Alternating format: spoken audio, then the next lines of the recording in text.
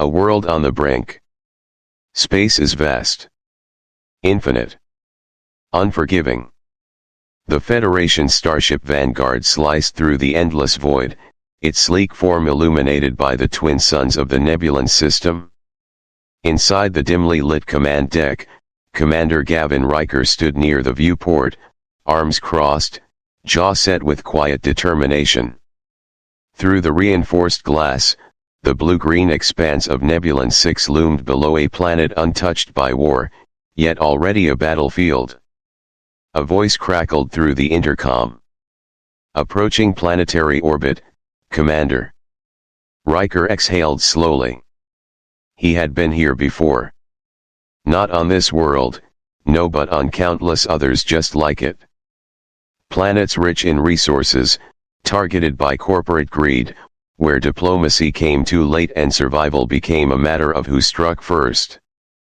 Behind him, the Federation liaison, Director Harlow, adjusted his pristine uniform, his expression one of polished indifference. "The board wants this handled cleanly, Riker," Harlow said. "Nexus Industries has invested heavily in the mining operations here. Our job is simple: keep the natives in line and ensure the contract remains intact." Riker's fists tightened. "The natives have a name," he replied coldly. "The Lumina. And from the reports, they're not the only ones being affected." Harlow sighed.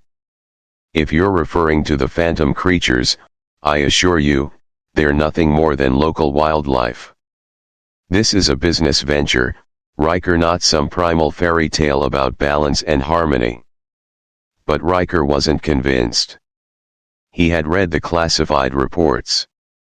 The Nexus mining drills had triggered strange phenomena: malfunctions in equipment, attacks from previously docile creatures, unexplained energy fluctuations in the terrain. This planet wasn't just fighting back. It was awakening. As the Vanguard's dropship pierced the atmosphere, turbulence rocked the cabin. Through the viewport, Riker caught his first real glimpse of Nebulan 6's surface. A vast jungle stretched endlessly, its towering bioluminescent trees glowing faintly, veins of iridescent blue mineral running through their trunks. "Luminite," Riker muttered under his breath. "The mineral that started this war." The dropship lurched, systems flickering momentarily as they crossed a particularly dense luminite field. A rookie pilot would have panicked. Riker barely flinched. But something else sent a shiver down his spine. Outside, watching them from the jungle canopy, were two piercing blue eyes, intelligent, predatory. A phantom. And in that moment, Riker realized the truth. This wasn't just a planet fighting for survival. It was warning them. And if they didn't listen, there would be no mercy. A deep, resonant growl rumbled through the clearing, vibrating in Riker's chest like distant thunder. The Azure Phantom stood rigid before him, its massive frame coiled with raw power beneath the dark blue hide. The air around them felt charged thick with tension, as if the jungle itself was holding its breath. Violet eyes, piercing and otherworldly, locked onto him. There was no mistaking the primal intensity in that gaze. It was assessing him, weighing him, deciding whether he was a threat, or prey. Riker didn't flinch. He had learned long ago that fear only fed the instincts of predators. Slowly, deliberately, he lowered himself onto one knee, keeping his hands visible and his movements measured. A silent message, one of submission, of respect. The Phantom's growl didn't stop, but something shifted. Its ears flicked, its nostrils flared. It was listening. A long, tense moment passed. Then, Riker spoke. "I'm not here to hurt you." His voice was steady, calm. "Just passing through your territory." The Phantom hesitated. The growl faded to a deep hum in its chest, and its massive paws shifted against the damp earth. Then, cautiously, it took a step forward. And another. Riker remained still, his breathing slow and controlled. The gap between them narrowed, the tension transforming into something else, something almost curious. "That's it," he murmured, his voice light, almost coaxing. "Just getting to know the neighbors." Then, against every survival instinct he possessed, Riker extended his hand palm up, fingers relaxed. The Phantom paused. The air between them felt electric, charged with something beyond simple fear or dominance.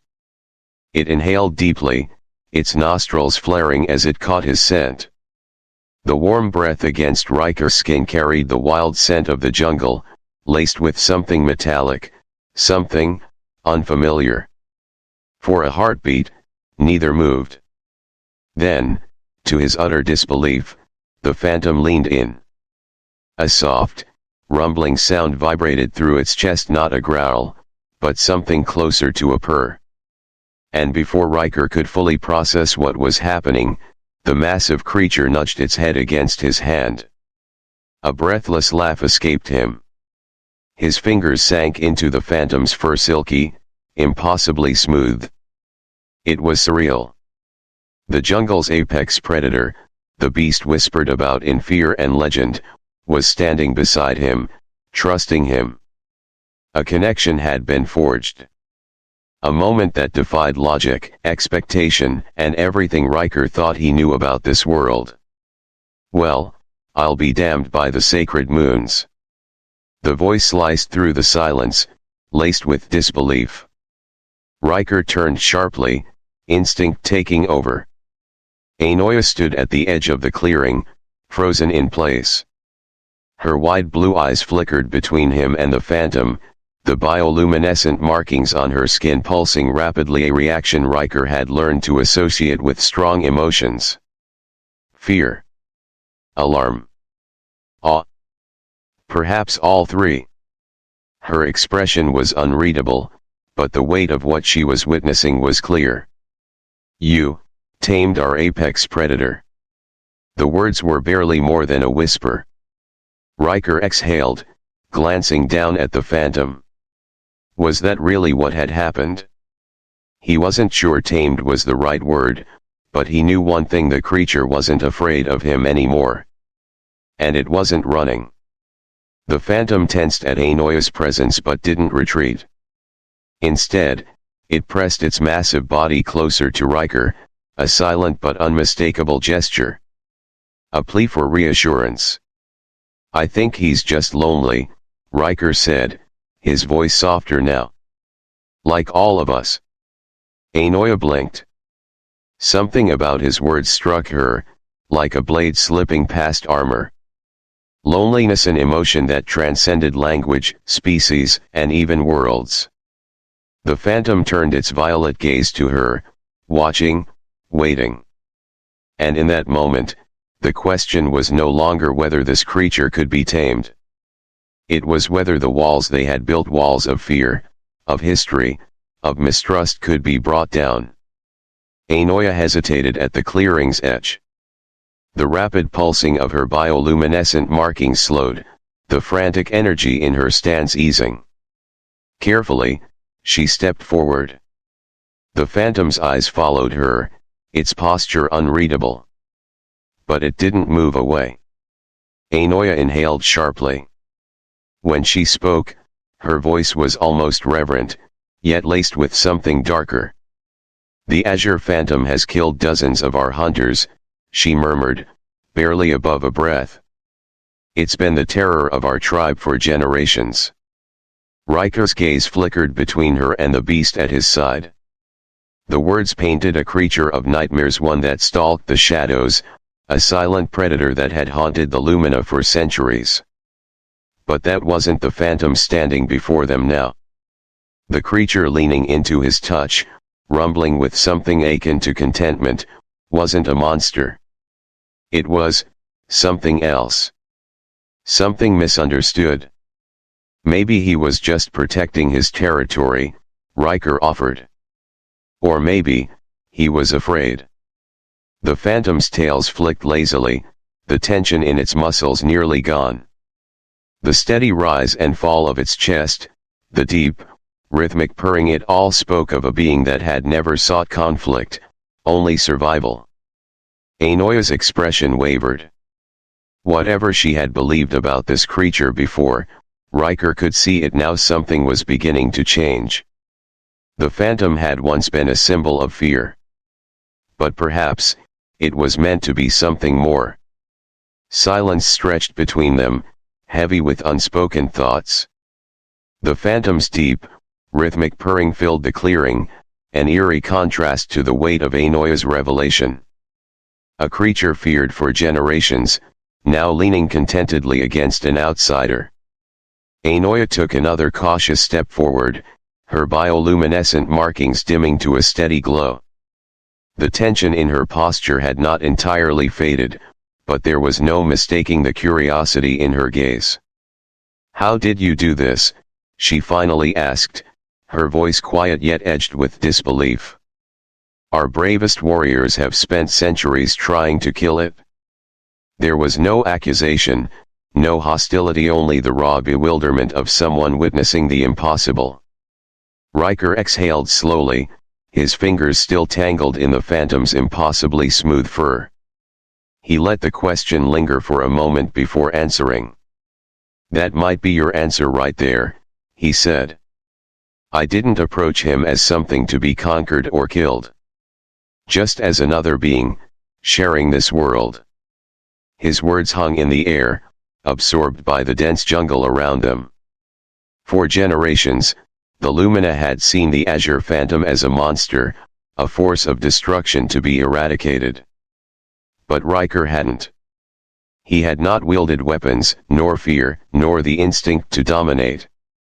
He had offered it something no one else had: respect. And that had changed everything. Ainoya's gaze flickered, shifting not to the phantom, but to Riker himself. She studied him in silence, as if only now seeing him for the first time. The bioluminescent patterns on her skin softened further, the pulses slow and steady.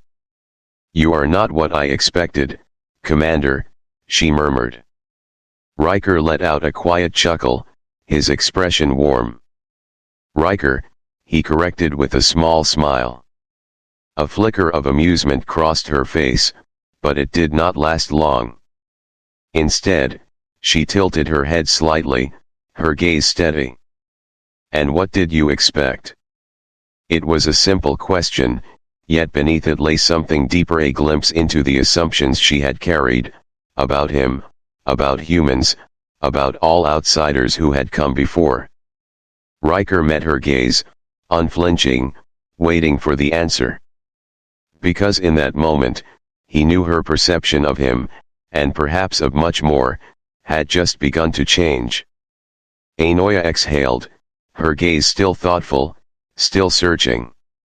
"Arrogance. Aggression," she admitted at last. "The previous outsiders who came to our world displayed both in abundance." Her voice carried the weight of history, of betrayals, conflicts, and scars not yet healed. Riker nodded slightly, absorbing her words.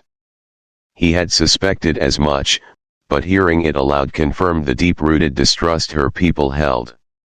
"Not all humans are the same," he said simply.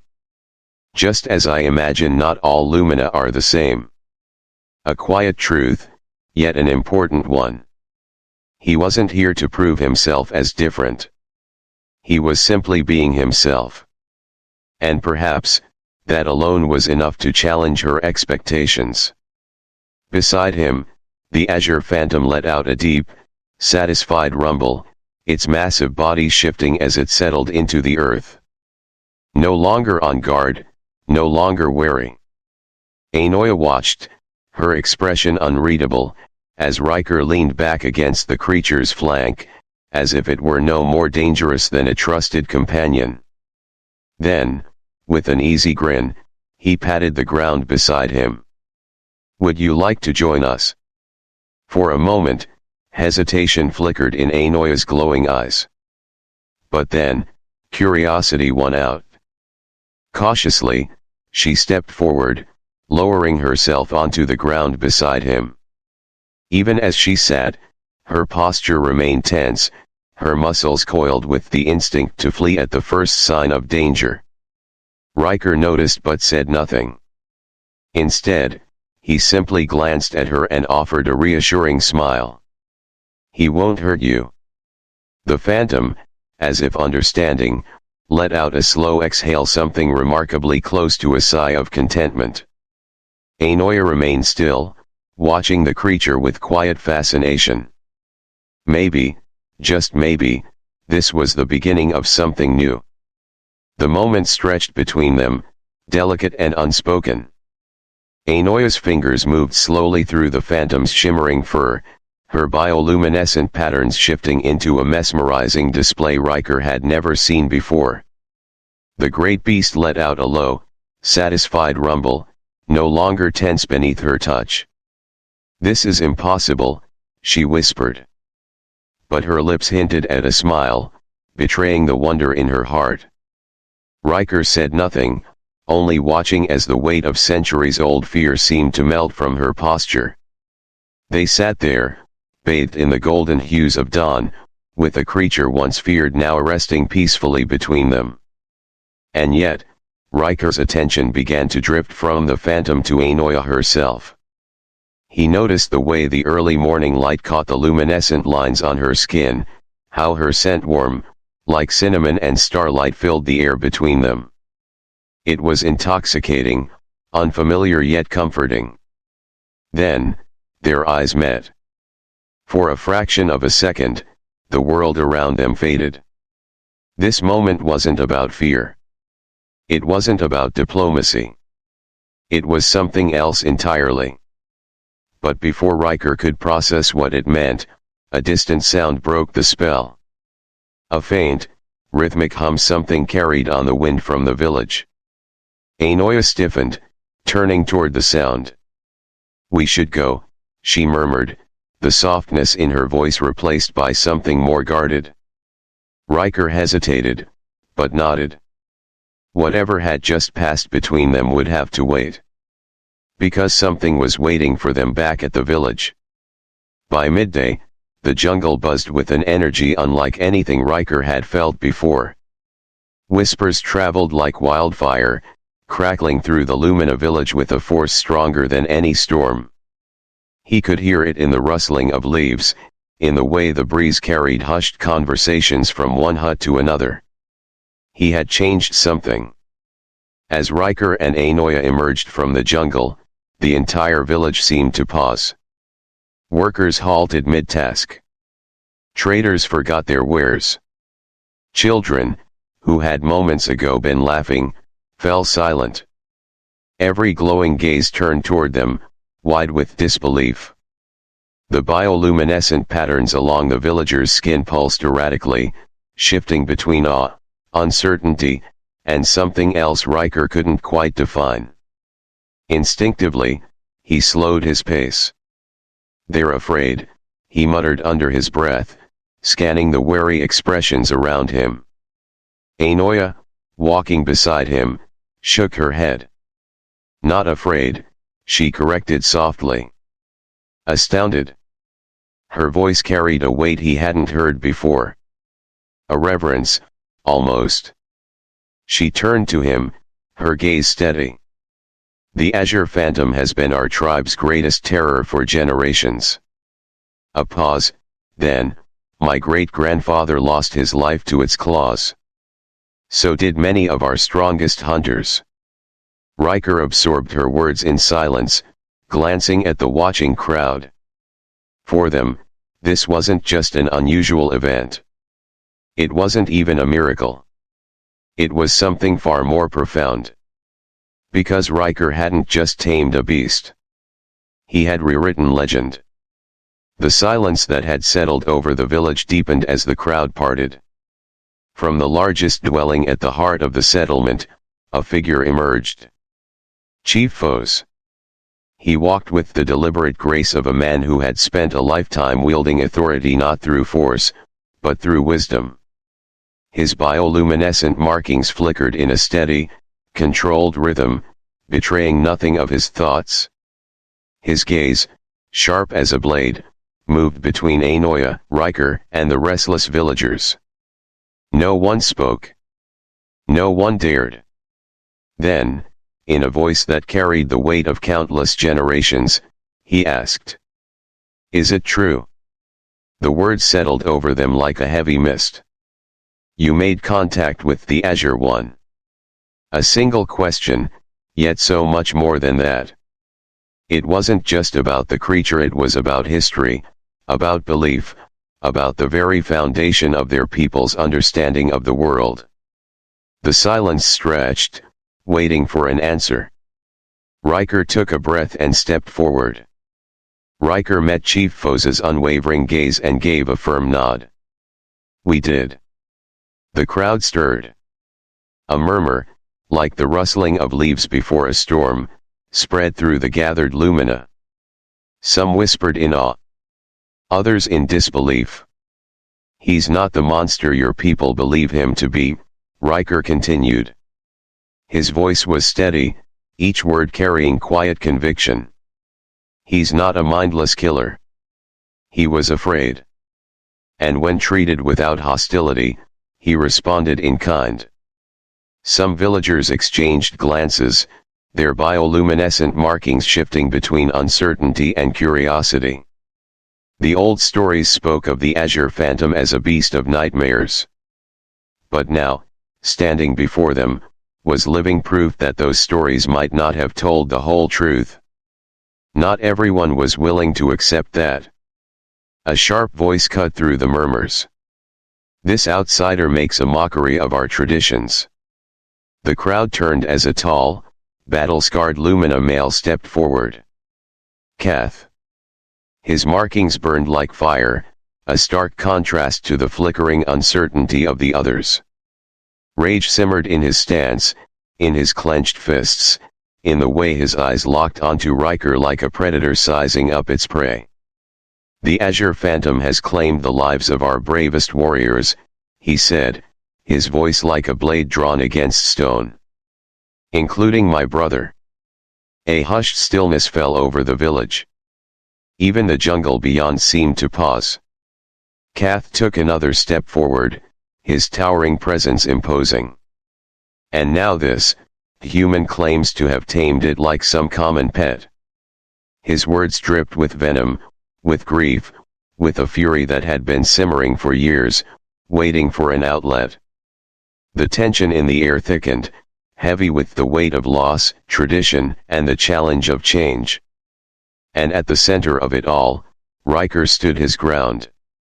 Because this moment, this battle of belief was far from over. The silence that followed Kath's furious outburst was thick, charged with tension, with history, with the weight of a long-standing belief being challenged. Then, a new voice cut through it. "Kath." Ainoya stepped forward, her bioluminescent markings pulsing with unwavering resolve. Her posture was firm, her expression unreadable, but there was no mistaking the authority in her tone. Commander Davis meant no disrespect. She held Kath's gaze, unflinching. The beast responded to respect. Riker, standing beside her, spoke calmly. Not fear. Not aggression. His voice was level, steady. Then, locking eyes with Kath, he added, "Perhaps that's why your hunters failed." The words hit like a blow. Kath's markings flared violently, his fists clenching at his sides. "You dare suggest our hunters lacked courage?" His voice was low, simmering with barely restrained rage. Riker didn't back down. Not courage, perspective. Murmurs rippled through the crowd. Some of the villagers exchanged glances, their markings shifting between uncertainty and intrigue. Before Kath could unleash his fury, Chief Foes raised a hand. The murmurs died instantly. The air itself seemed to hold its breath. "Kath, your grief for your brother is understood by all," Foes said, his deep voice steady, carrying the weight of wisdom. But if the outsider has found a way to approach the Azure One without bloodshed, he let the words settle, let them seep into the minds of those watching. This could change everything for our people. A silence followed, thick, heavy, expectant. The moment teetered on the edge of something new, something uncharted. And then, the tension broke. But not in the way Riker had hoped. Kath's voice sliced through the quiet like a blade. Or bring the beast directly to our doorstep. The glow of his markings flickered erratically, his skepticism as sharp as ever. What happens when it follows its new friend into our village? He turned, addressing the crowd now, his voice rising. How many more will die then? A ripple of unease spread through the gathered lumina. Their markings pulsed in rapid, discordant waves, reflecting the fear that Kath's words ignited. Riker felt the shift, the uncertainty in their stares. He met Kath's glare head-on. I would never endanger your people, he said, his voice steady, unwavering. The phantom remained in his territory. He has no interest in the village. Kath scoffed, his expression dark with skepticism. You claim to know the mind of a beast after one encounter. His voice carried the weight of years of loss, of hunters who never returned. Our hunters have tracked it for generations. Anoya's voice cut in before Riker could respond. Perhaps that's exactly why Commander Davis succeeded where others failed. All eyes turned to her. Kath narrowed his eyes. And what does that mean? Anoya lifted her chin slightly, her markings glowing with renewed conviction. He approached without the history of conflict that clouds our interactions with the Azure One, she said. He saw something we never did. Her words settled over the square, leaving a charged silence in their wake. Riker glanced at her, surprised by her unwavering defense. And for the briefest of moments, their eyes met. A spark of something unspoken passed between them. Something that had nothing to do with diplomacy. Nothing to do with survival. And everything to do with the way Anoya looked at him now, not as an outsider, but as something more. The weight of the moment hung over the village square, an unspoken tension in the air. Chief Foes let the silence linger before speaking. There is wisdom in my daughter's words. His voice carried across the gathered villagers, steady and measured. He took in their shifting bioluminescent patterns, uncertainty, curiosity, fear, all mixing together like colors in a storm. Tonight, we will hold a council to discuss this development, he announced. Then, turning to Riker, he added, until then, Commander, I ask that you refrain from further expeditions into the beast's territory. There was no threat in his tone, only expectation. Riker nodded in understanding. Of course. The tension eased as the villagers began to disperse, whispering among themselves. Some cast lingering glances at Riker, their expressions a mix of wonder and wariness. But one figure remained. Kath. Riker barely had time to register the warrior's presence before he stepped closer, close enough that the shifting glow of his bioluminescent markings reflected in Riker's eyes. His voice was low but razor-sharp. Our ways are not yours, outsider. Riker held his ground. The Azure Phantom is not some puzzle to be solved by your Federation curiosity. Kath's markings flared brighter, his anger simmering just beneath the surface. It is a killer. And those who forget that end up dead. He let the words hang between them like a blade. Then, without another glance, he turned and strode away, vanishing into the village's winding paths. The square was empty now, save for Riker and Anoya. The jungle hummed softly beyond the village walls, a quiet contrast to the storm still lingering in the air. For a moment, neither spoke. Then, softly, Ainoya broke the silence. "I apologize for Kath," she said. "His brother's death left deep wounds." Riker shook his head. "No apology needed." His voice was calm, but there was something in his eyes, something distant. "I understand loss." Ainoya studied him, tilting her head slightly. "You are surprising, Riker Davis." The way she said his name sent a faint shiver down his spine, though he wasn't sure why. "Most outsiders we've encountered have tried to impose their understanding on our world," she continued. "You, however, seem to seek understanding instead." Riker met her gaze, a small smile playing at his lips.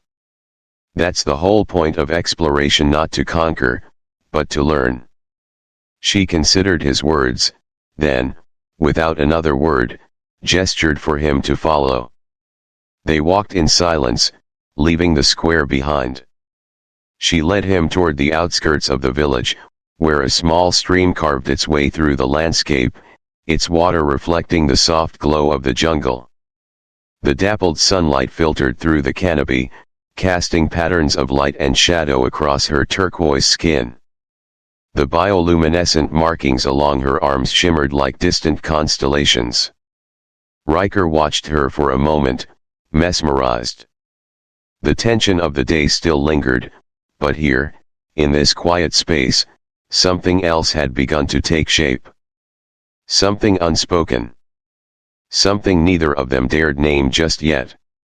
The soft trickle of the stream filled the silence between them. The village was still visible through the trees, the glow of bioluminescent dwellings flickering in the distance. Somewhere beyond, the council was gathering, preparing for what would likely be a long and heated debate. Ainoya settled onto a smooth stone by the water's edge, her posture poised yet relaxed. "Our council will debate for hours," she said, watching the rippling reflections in the stream. "Some will fear change, others will embrace it. This is our way." Riker lowered himself onto the stone beside her, acutely aware of the warmth of her presence so close to him. "And which are you, Ainoya?" he asked, his voice quieter now. "One who fears change or embraces it?" She turned to face him, her deep blue eyes steady, searching. "I have always been cautious of outsiders," she admitted. "But today..." Her bioluminescent markings shifted into a pattern he hadn't seen before, a slow, rhythmic pulsing that seemed to emanate from her core. "Today, I saw something impossible become possible." "The Phantom," Riker said softly. "Yes," she agreed. "And..." She hesitated. Just for a second, her gaze flickered downward to his lips before returning to his eyes. "The way you approached him," she murmured, "without weapons, without fear, it was beautiful." The air between them seemed to hum with an unspoken energy. Riker felt an undeniable pull toward her, something that transcended diplomacy, protocol, or even basic caution. The glow of her markings pulsed in perfect rhythm with the beat of his own heart, and in that moment, he realized, she wasn't just observing him. She was seeing him. A gentle breeze stirred the jungle canopy, carrying with it the distant murmurs of the village. Riker took a slow breath, the weight of her words settling deep within him. "In my culture," he said, his voice low, "we have a saying, fear closes doors, courage opens them." Ainoya's lips curved slightly. "In our culture," she replied, shifting ever so slightly closer, "we believe that when two souls recognize each other, the universe itself takes notice." Her hand moved, resting lightly on his forearm. The instant their skin met, a jolt of warmth coursed through him, not just warmth, but something more. A connection. A recognition. The bioluminescent markings on her fingers flared brighter where they touched him, their glow intensifying as if responding to the invisible thread weaving between them. Riker swallowed, his voice quieter now. And what happens then? Ainoya's breath was warm against his skin. Then, she whispered, we honor that recognition. The space between them disappeared. Their lips met hesitant at first, a delicate brush, as if testing the boundaries of a world neither fully understood. But then, certainty took hold. Her mouth was warm, her taste foreign yet intoxicating, like the first breath of air on an undiscovered world. Where their bodies touched, her bioluminescence pulsed in time with the rhythm of their connection, casting an ethereal glow around them. Their first kiss wasn't just a meeting of lips, it was an unspoken declaration, a merging of worlds. And in that quiet space, beneath the endless sky, the universe took notice. The chamber was alive with shifting patterns of light, bioluminescent markings pulsed in agitation as the Lumina elders formed a solemn circle. The weight of their collective judgment pressed heavily on the room. Riker stood beside Chief Foes at the center, his posture straight but his mind alert. He could still feel the warmth of Ainoya's kiss from hours earlier, a stark contrast to the cold skepticism that filled the space around him. Ainoya sat in her designated place among the female advisors, her gaze steady but unreadable. The bond they had begun to forge felt fragile now, exposed to the scrutiny of her people. Chief Foe's voice resonated through the chamber, his presence alone commanding silence. The outsider claims to have tamed the Azure Phantom, he announced. This could herald a new era of safety for our people. A murmur spread through the council, some intrigued, others wary. Then Kath stepped forward, his expression carved from stone, his scars catching the ambient glow. Or it could be deception, he countered. Words are easy, Chief. Actions prove truth. The murmurs turned to hushed agreement. Riker met Kath's challenging gaze without flinching. What would you have me do? Riker asked. Kath took a deliberate step closer. Prove your bond with the beast. His voice was laced with both challenge and certainty. Bring the Azure Phantom to the village edge at dawn. Let our people witness this miracle for themselves. Gasps rippled through the chamber. Even Chief Foes hesitated, his usually composed expression clouded with concern. You ask the impossible, an elder murmured. The beast would slaughter us all. Exactly, Kath said, his bioluminescence flashing in cold satisfaction. Unless our visitor truly has the power he claims.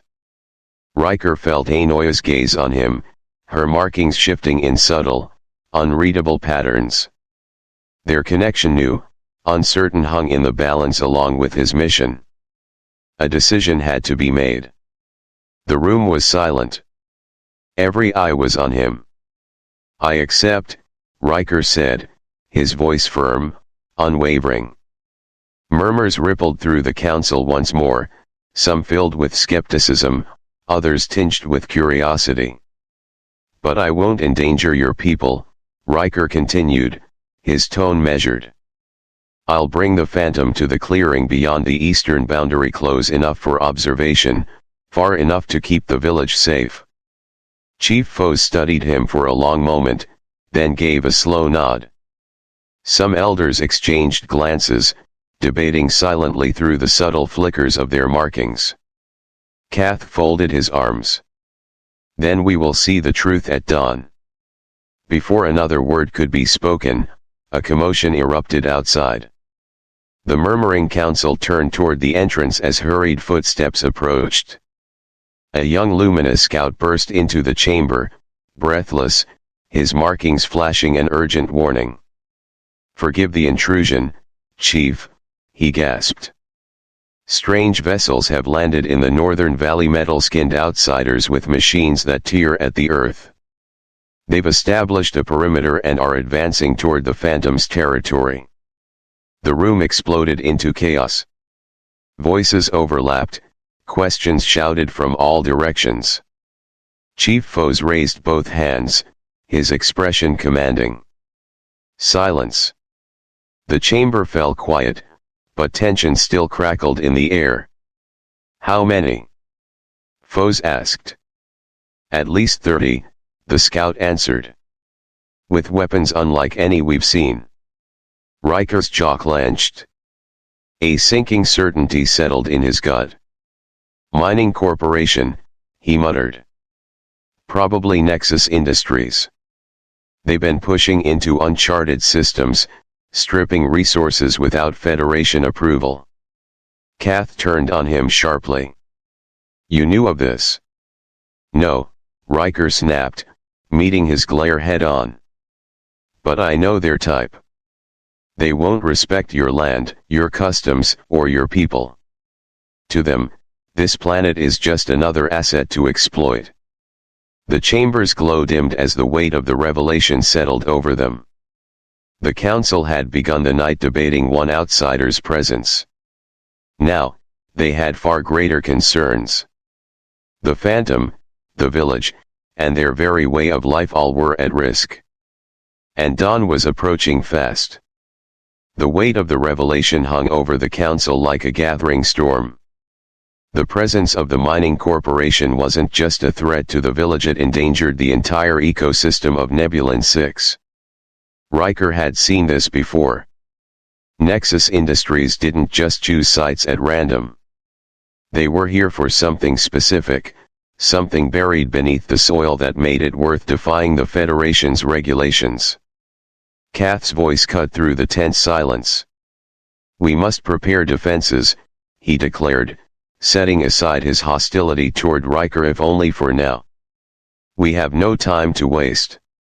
Then his eyes flicked back to Riker, the challenge still burning behind them.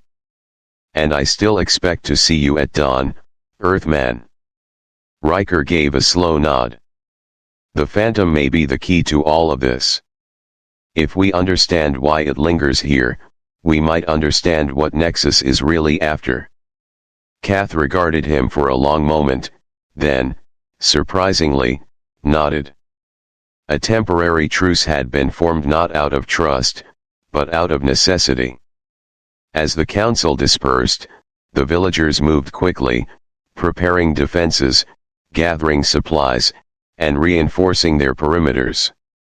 Despite the urgency, Anoia lingered near Riker, her bioluminescent markings shifting into a pattern he was beginning to recognize as concern. She stepped closer, her voice low. 2 impossible tasks in one day, she murmured. Even for a human, that seems ambitious. Riker smirked.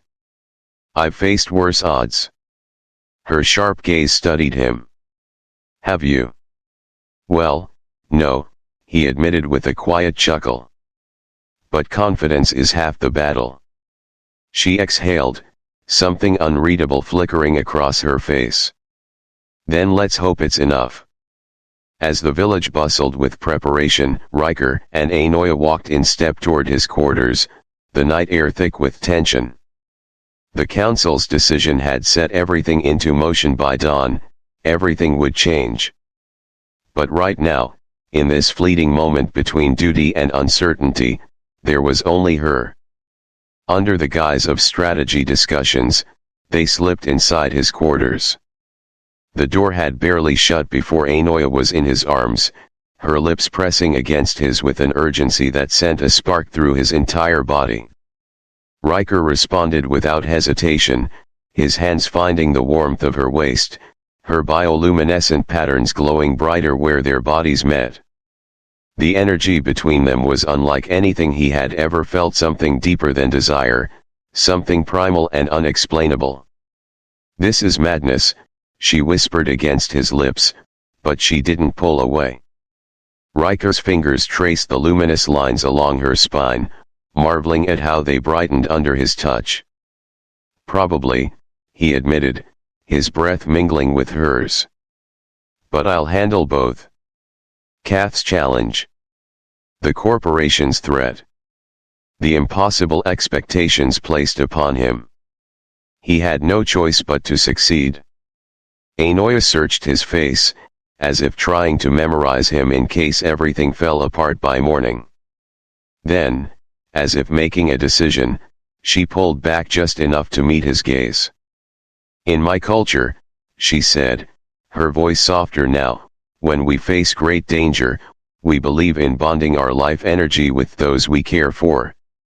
Her words carried more weight than just comfort. They were a ritual, a choice, and a consequence all in one. Riker's pulse quickened. This was more than just a connection. This was something sacred. And he wasn't sure he could walk away from it. The jungle outside Riker's quarters hummed with distant activity, preparations for war, for survival. But in this moment, inside this quiet sanctuary, time had slowed. Ainoa's words lingered between them, unspoken yet undeniable. Riker could feel the weight of what she was offering, not just a connection, but a bond that could reshape both of their fates. He traced the soft glow along her cheekbone, his voice low. "In my culture, we have similar beliefs, about facing the unknown with someone special." Her breath hitched, her markings flickering in response. No more words were needed. When their lips met again, urgency replaced hesitation. They shed their doubts with their clothing, exploring the vast differences between them with reverence, not fear. Ainoa's glowing skin pulsed in harmony with their movements, casting shifting blue light over them. The rhythm of their bodies, their breath, their heartbeats, everything aligned in a way that felt predestined. Later, as they lay entwined, Riker absent-mindedly traced the glowing patterns on her back, marveling at the way they had shifted. "They changed," he murmured. Ainoa propped herself up, silvery hair cascading over her shoulder. For the first time since they met, a hint of vulnerability crossed her features. "What you saw, that pattern is rare. It only appears when Illumina finds their true mate." Riker stilled. The implications hit him harder than he expected. A day ago, he was just an envoy. Now, he was something much more to her, to this place. And tomorrow, he had to face not just a deadly challenge, but a corporate force that threatened everything Ainoa and her people held dear. Outside, the distant growl of machinery echoed through the trees. The world was already intruding on this fragile moment. Riker pulled her close, pressing a kiss to her temple. "No pressure," he muttered, smirking despite the weight settling on his chest. Ainoa chuckled softly, but there was no mistaking the concern in her gaze. Tomorrow would change everything. The jungle before dawn was a living thing, whispers of movement in the underbrush, the call of distant creatures, the thick scent of damp earth. Riker moved silently, his senses sharpened by years of training, and by something new.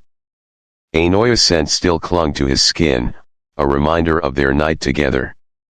The memory of her glowing markings intertwined with his touch sent a warmth through him, but he pushed it aside. There was work to be done. The stream where he had first encountered the azure phantom shimmered under the soft hues of dawn. Riker knelt beside it, dipping his fingers into the cool water. He didn't call out, he simply waited, his body language open, his mind calm. 20 minutes passed before a rustling in the underbrush signaled its arrival.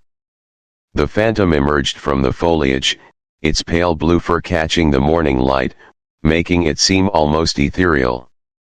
"Morning, big guy," Riker murmured. "I need your help today."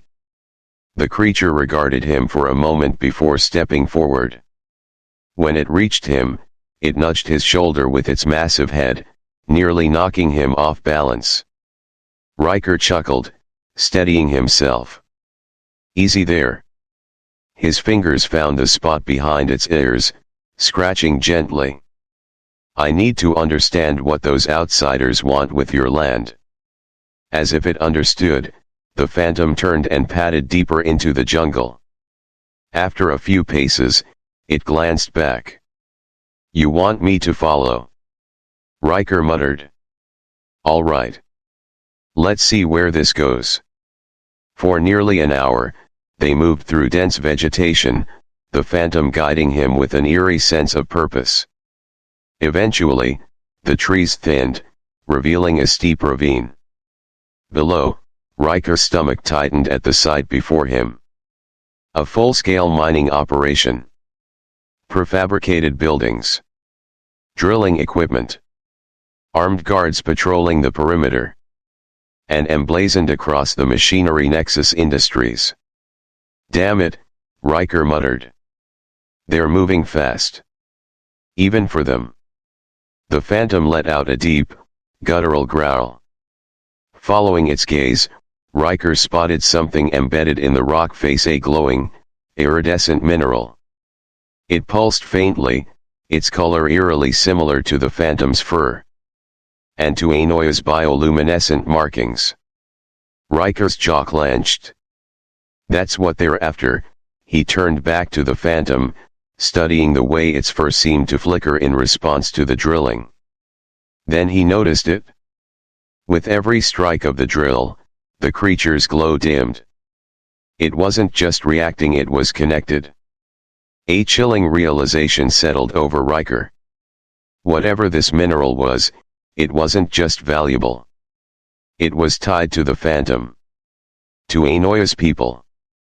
And Nexus Industries was about to tear it from the planet's veins. Riker exhaled slowly, his mind racing. He had to stop them. And he had to do it before it was too late. The jungle, once alive with whispers of nature, had fallen into an uneasy silence. A twig snapped behind them. Riker's instincts flared. He spun, already reaching for his weapon, but he wasn't fast enough. Two Nexus guards, clad in black armor, had their pulse rifles trained on him. Well, the taller one drawled, his voice crackling through his helmet. "COMM, a Federation officer sneaking around our operation." Riker's mind raced. He had been careful. How had they tracked him? Then he spotted the small, blinking drone nestled in the undergrowth. Damn. They weren't patrolling. They were tracking.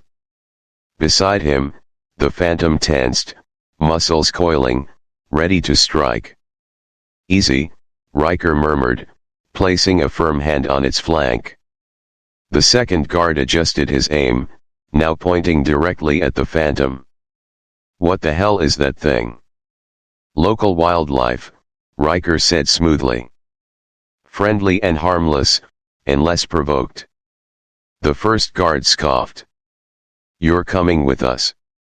The animal stays here, or gets put down." Riker's fingers twitched. He could feel the phantom's energy, its breath quickening, its fur bristling against his touch. "If this turns into a fight, we won't walk away clean." Then, before the tension could snap, a voice cut through the air. Smooth. Controlled. Dangerous. "Stand down, gentlemen." The guards immediately stiffened but obeyed, shifting their stance but keeping their weapons at the ready. Stepping into view was a man who looked like he belonged in a luxury boardroom, not a jungle. His crisp white suit remained miraculously pristine despite the humid environment. Silver hair, sharp features, and an effortless confidence that spoke of someone accustomed to being in control. His gaze locked onto Riker, and a faint smile curved his lips. "Commander Davis," he said, his tone carrying an unsettling familiarity. "Your reputation precedes you." Riker didn't let his expression change, but internally, alarms were blaring. "He knows me?" The man clasped his hands behind his back, exuding calm authority.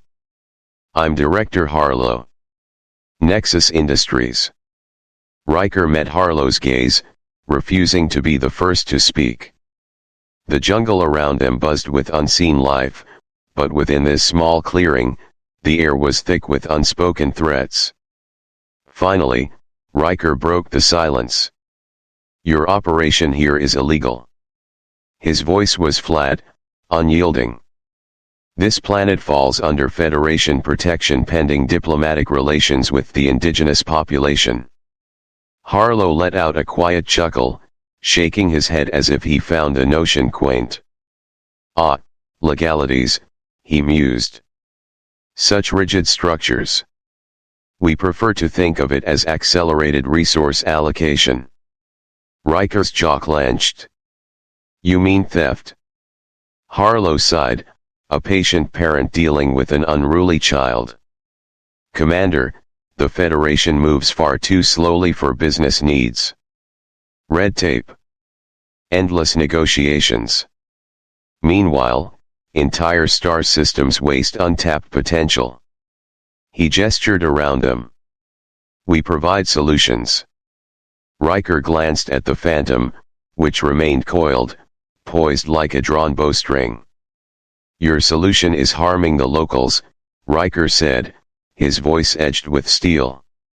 "Your mining operation is draining the life from both the Phantom species and the Lumina people." That caught Harlow's attention. His expression flickered just for a moment before he smoothly adjusted. "Fascinating," he murmured. "Our scientists suspected a connection, but we hadn't confirmed it." He turned, looking toward the distant drilling rigs. "This makes our work even more important." Riker narrowed his eyes. "You mean exploitation?"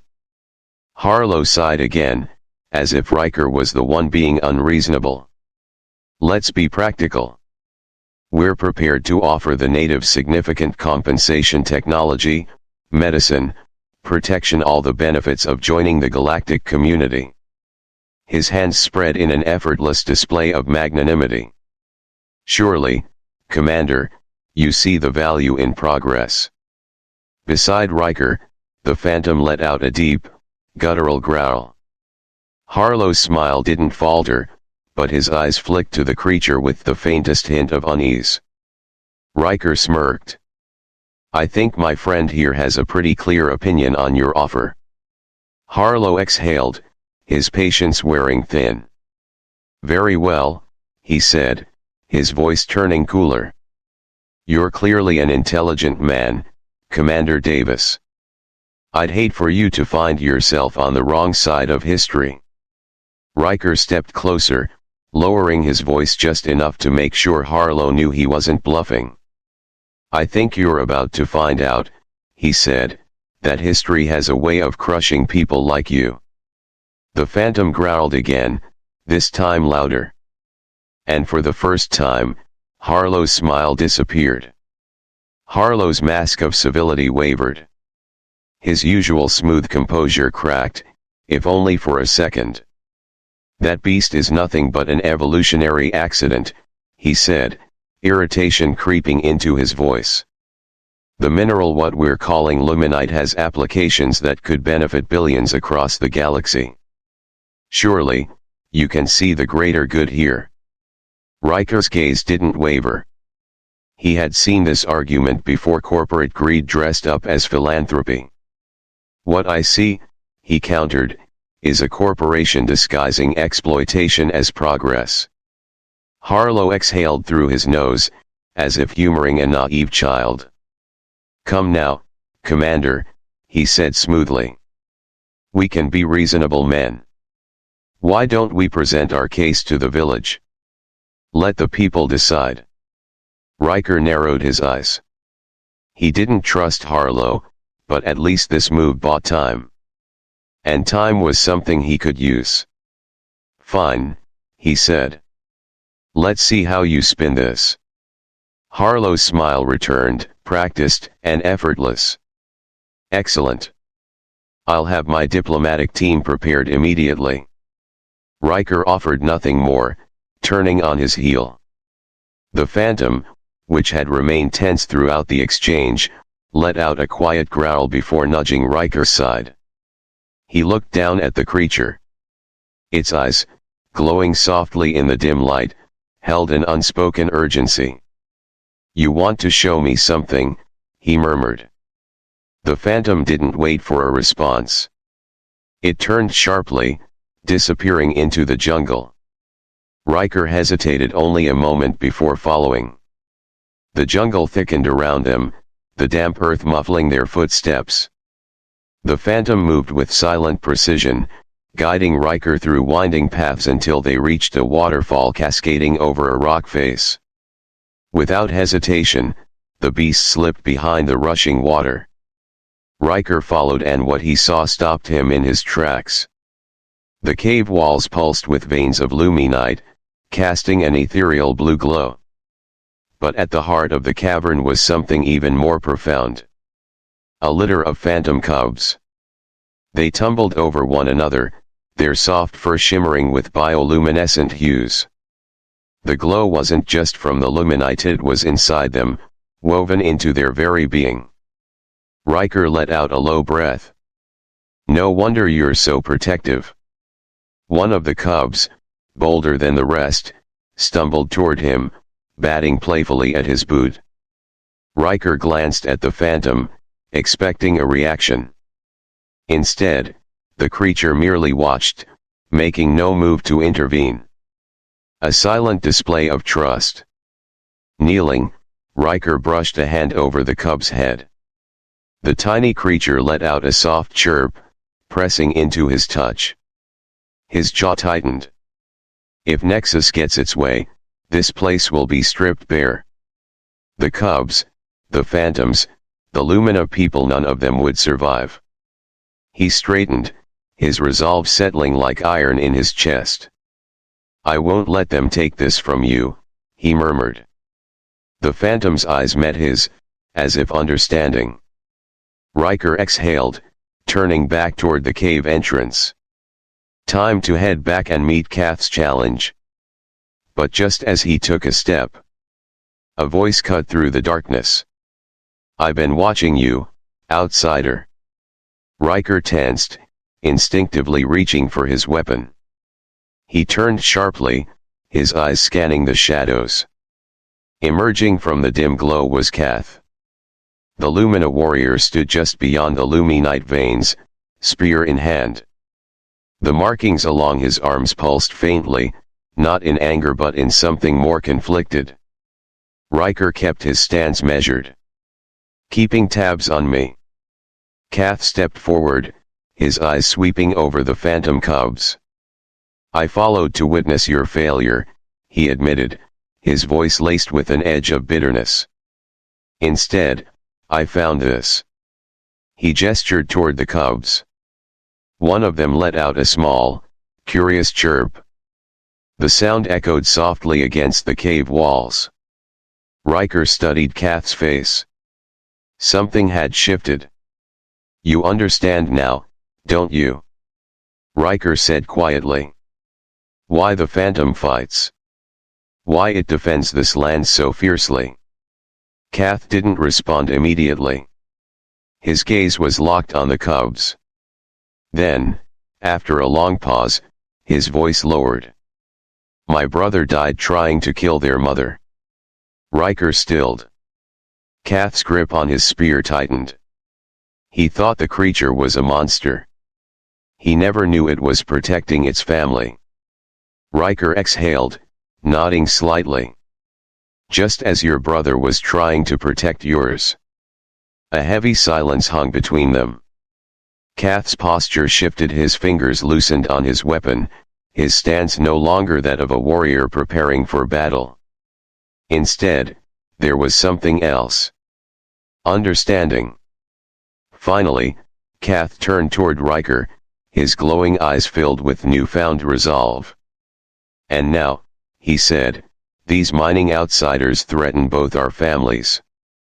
"We must warn the village," Kath said urgently. His usual stoicism was gone, replaced by a rare urgency. Riker nodded. "Their director and representatives are already on their way. We don't have much time." Without hesitation, they moved swiftly through the dense jungle, their strides purposeful. The adult phantom kept pace beside them, a sight that, just days ago, would have been unimaginable. Their alliance was no longer tentative. Riker and Kath, once adversaries, now ran side by side, bound by a shared mission to protect both the village and the phantom cubs from the coming threat. The trees blurred past as they pushed forward. Every step carried the weight of impending confrontation. As they neared the village outskirts, Riker suddenly felt a strange tingling in his hand where it brushed against the phantom's fur. He slowed slightly, flexing his fingers. "Do you feel that?" he asked, glancing at Kath. The hunter gave a slow nod, his glowing markings pulsing faintly. "The sacred connection," he murmured. "Our ancestors spoke of it in the oldest tales, how the first ones communed with the Azure Guardians through the blessing of the glowing stone, Luminite." Riker's mind raced. "Luminite," he echoed, realization dawning. "It's not just a mineral. It's a conduit." A sudden understanding passed between them, not through words, but through something deeper. The Luminite was more than a resource. It was a living thread woven through the land, the Lumina people, and the phantoms. A force that bound them together in ways the corporations could never comprehend. The phantom's piercing gaze met Riker's, and in that moment, something unspoken passed between them. Not just an alliance. A bond. Riker turned toward the village, his heart pounding with renewed determination. "They have to see this," he said. "They have to understand what's at stake."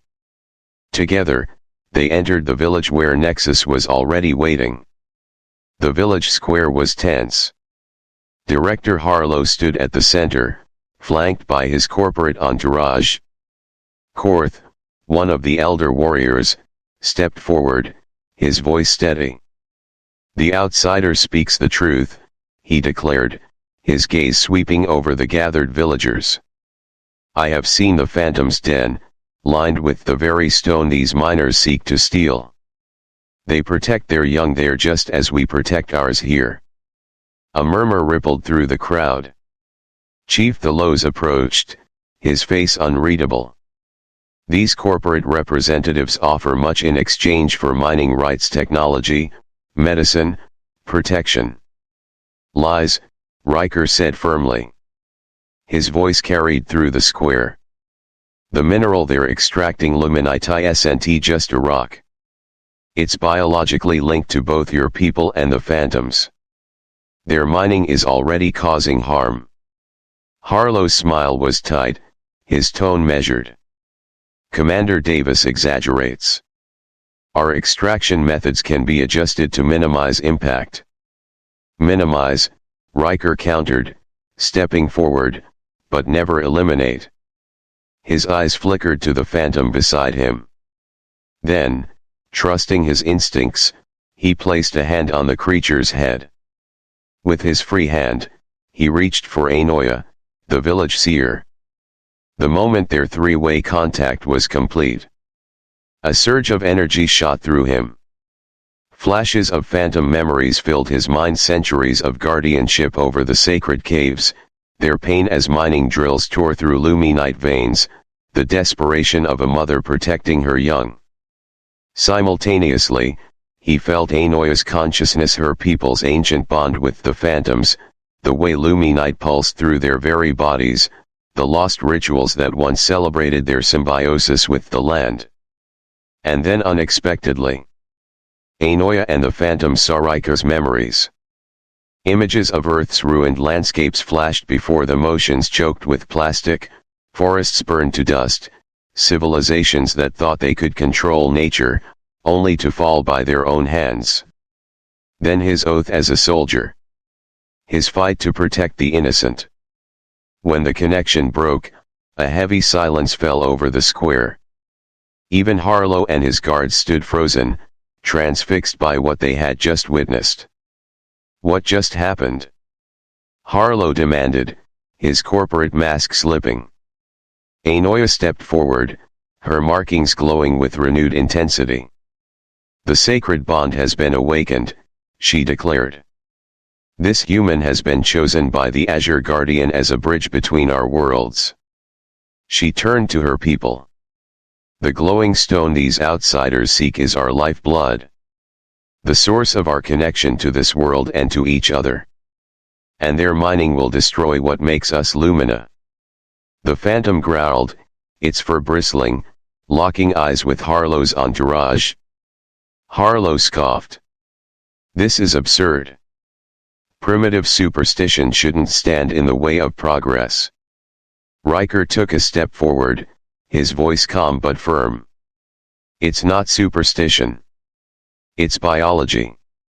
It's ecology. And more than that, it's sovereignty." His gaze hardened. "The Lumina and the Phantoms share a symbiotic relationship with the Luminite. Your mining disrupts that balance." Chief Thelos raised his hand. The murmuring in the crowd ceased. He turned to Harlow, his face unreadable. "Director Harlow, we must decline your offer." His voice was final. "Our connection to the sacred stone is not for sale." For the first time, Harlow's pleasant mask fell away. "You primitives have no idea the value of what you're sitting on," he hissed. "The Federation may play nice, but Nexus Industries has ways of acquiring what it needs." A chill ran down Riker's spine.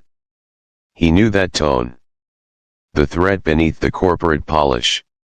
He placed a steadying hand on the Phantom's back. "Is that a threat?" he asked quietly. Harlow's expression was cold. "It's business," he replied. "We'll be in touch." With that, he signaled his entourage. The Nexus representatives withdrew. But the battle wasn't over. As the villagers watched them go, Korth stepped beside Riker. "They will return," he said grimly. "With force." Riker's jaw tightened. He met Kath's gaze. "Then we'll be ready," he said. Dawn broke over Nebulan 6 with an eerie silence. The jungle, usually teeming with life, now felt unnaturally still, as if the very planet sensed what was coming. At the village perimeter, Riker stood watching the horizon, his wrist communicator buzzing with an incoming message. "Federation command. Diplomatic intervention delayed. Corporate rights dispute requires review. Maintain position and avoid escalation." Riker exhaled sharply, muttering under his breath. "Bureaucracy. Useless when you need it most." Footsteps approached. Korth, his war paint vivid against his skin, stopped beside Riker. "Your people will not help?" the warrior asked. "Not in time," Riker replied grimly. He shut off the device. "We're on our own." A soft glow caught his eye. Ainoya had joined them, her silver hair braided for battle, adorned with small luminite shards that shimmered even in daylight. She looked like something out of myth, a goddess of war and wisdom. "Then we fight with what we have," she said, her blue eyes blazing. "The Azure Guardian has shown me something remarkable." She led them to the jungle's edge. There, waiting in the shadows, stood the adult phantom, but it was no longer alone. 5 more massive phantoms had arrived. Their glowing eyes reflected the power of the Luminite, their presence a silent but undeniable declaration. "Holy dash," Riker breathed, taking in the sight. Ainoya smiled. "The Luminite evolves when threatened. It has defensive properties that activate when those connected to it are in danger." Riker's mind worked fast. That's why previous mining attempts failed, he realized. The mineral itself fought back. A distant rumbling echoed through the trees. The Nexus forces were here. Riker tightened his grip on his rifle, but deep down, he knew this battle wouldn't be won with weapons alone. Nexus arrived with the subtlety of a supernova, armored vehicles crashing through the jungle, ancient trees splintering beneath their treads. Above them, Director Harlow stood on a hovering command platform, his expression calm but predatory. "Final chance to negotiate," he called out. "Surrender mining rights, or be relocated by force." The village square fell silent. Riker stepped forward unarmed. The picture of calm defiance. "You might want to reconsider that position," he said. Harlow laughed. "One man against my security force? I admire your courage, Commander. Misplaced though it is." "Not one man," Riker replied. "One connection." He reached out, placing his hand on a tree where luminite veins pulsed beneath the bark. Instantly, the jungle came alive. The luminite's glow spread from tree to tree, a chain reaction awakening the entire forest. The phantoms emerged, their fur glowing in sync with the jungle. The Lumina warriors followed, their markings pulsing in perfect harmony. Harlow's smirk faltered. "This," Riker said, "is what happens when you threaten a world that's more connected than you understood." Then the Earth itself retaliated. Veins of luminite snaked beneath Nexus machinery, wrapping around armored vehicles, melting circuits, shorting out weapons systems before they could fire. One Nexus guard panicked and pulled the trigger. A plasma bolt struck a luminite vein. Instead of burning, the mineral absorbed the energy and then released it back in a shockwave, sending the guards flying. "Hold your fire!" Harlow shouted, his composure slipping. "Stand down!" Riker stepped forward, his voice unwavering. "You're going to leave," he said, "and report to your board that mining here is unfeasible. Too dangerous. Too costly." Harlow's jaw clenched. "And if I don't?"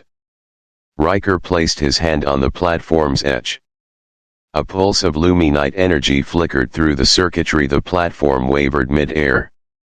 The phantom beside Riker growled. Harlow swallowed hard. He had lost control. "Fine," he spat. "We're leaving." He signaled a full retreat. The Lumina warriors and phantoms watched silently as the Nexus forces fled. The jungle, once again, fell into silence. But this time, it was the stillness of victory. That night, the village was alive with celebration. Fires burned bright, illuminating faces filled with relief, triumph, and newfound unity. Riker stood at the edge of the gathering, watching as Lumina children played beside phantom cubs. A scene that just days ago seemed impossible. A voice pulled him from his thoughts. "Chief Thalos. You have restored an ancient balance," the elder said, his gaze filled with respect. Riker glanced at Anoia, who stood nearby, glowing softly beneath the twin moons.